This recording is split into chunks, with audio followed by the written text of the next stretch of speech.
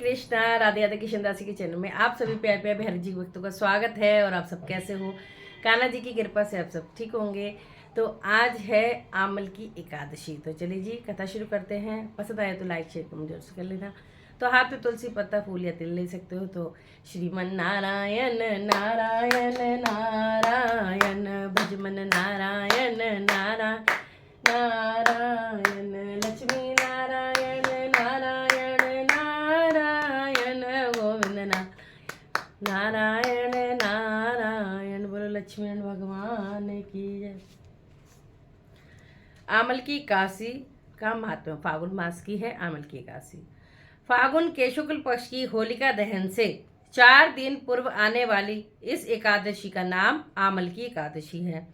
आंवले के वृक्ष में भगवान का निवास रहता है, इसलिए आंवले के वृक्ष के नीचे बैठकर भगवान की पूजा करने और आंवले खाने तथा दान करने का विशेष महत्व है।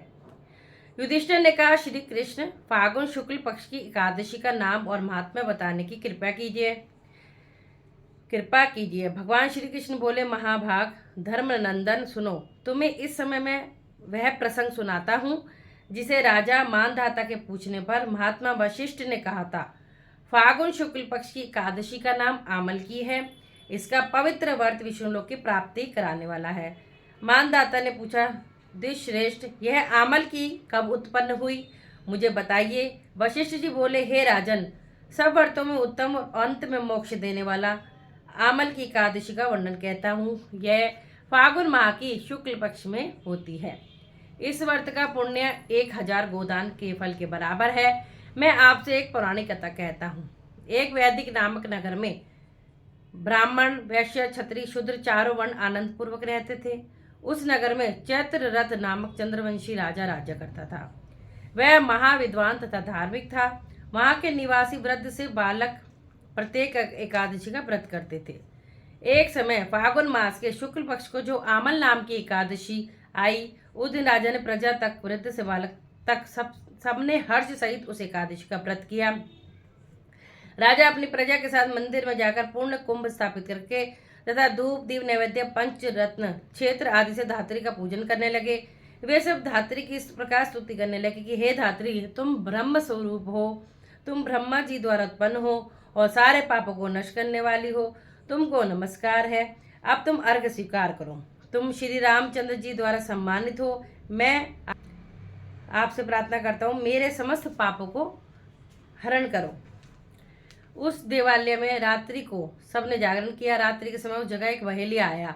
वह महापापी तथा दुराचारी था। वह भूखा प्यासा था। उस जगह विष्णु भगवान की कथा एकादशी महत्व सुनने लगा। बहेलिया ने उस रात्रि को अन्य लोगों के साथ जाकर व्यतीत किया। प्रातःकाल होते ही सभी लोग अपने अपने घर गए। कुछ समय बीतने के पश्चात उस बहेलिया की मृत्यु हुई और उस आमल की एकादशी के प्रभाव से व्रत तथा जान करने से उसने राजा विदुरथ के घर जन्म लिया। उसका नाम बसुरथ रखा गया। बड़े होने पर वह चतुरंगनी सेना के सहित तथा धन धान्य से युक्त होकर उस सहस्त्र ग्रामों का पालन करने लगा। वह तेज में सूर्य के, कांति में चंद्रमा के, वीरता में विष्णु के और भक्त के और क्षमा में पृथ्वी के समान था। वह अत्यंत धार्मिक, सत्यवादी, कर्मवीर और विष्णु भक्त था। वह सदैव यज्ञ किया करता था। एक दिन वह राजा शिकार खेलने के लिए गया। देवियों से वह राजा रास्ता भूल गया। तब वह उसी वन में एक वृक्ष के नीचे सो गया।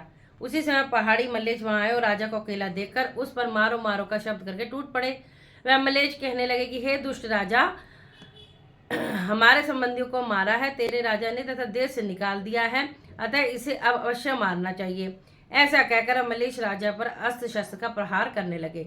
इसके अस्त्र शस्त्र राजा के सिर पर गिरते ही नष्ट हो जाते और उसको पुष्पों के समान प्रतीत होते। उन मल्लेशों के अस्त्र शस्त्र पर उन पर उल्टा प्रहार करने लगे, जिससे वे मूर्छित हो गए। उस समय राजा के शरीर से एक दिव्य स्त्री प्रकट हुई, जो अत्यंत सुंदर तथा सुंदर वस्त्रों द्वारा आभूषण से अलंकृत थी। उसकी भ्रकटी टेढ़ी थी, आंखों से लाल अग्नि निकल रही थी। वह मल्लेच्छों को मारने दौड़ी और समस्त मल्लेच्छों को काल के गाल में पहुंचा दिया। अब राजा जब जगा तब इन मल्लेच्छों को मरा हुआ देखकर सोचने लगा कि इन शत्रुओं को किसने मारा है। जब वह राजा ऐसा विचार कर रहा था, तब ही आकाशवाणी हुई और कहने लगी कि हे राजन, इस संसार में तेरी विष्णु भगवान के अतिरिक्त कौन रक्षा कर सकता है। इस आकाशवाणी को सुनकर राजा अपने नगर को वापस आ गया और सुखपूर्वक राज करने लगा। महर्षि वशिष्ठ जी बोले, हे राजन, यह सब आमल की एकादशी के व्रत का प्रभाव था।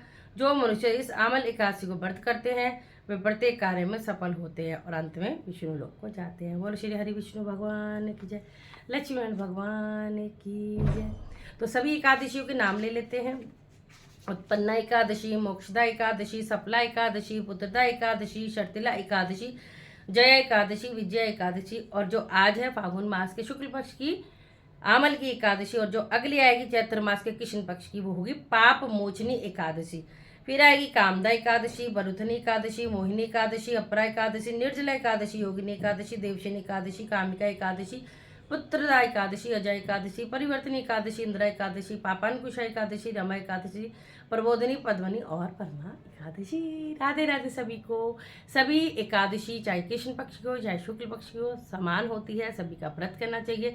सभी की कथा अलग अलग होती है, महत्व अलग होता है, तो जरूर से पढ़नी चाहिए। अच्छी लगी हो कथा तो शेयर भी करना। राधे राधे। और द्वादशी को चावल जरूर भोग लगते हैं, किसी भी रूप में आप लगा सकते हैं। एकादशी को चावल बिल्कुल नहीं खाने चाहिए, ना भोग लगाने चाहिए। जय जय श्री राधे।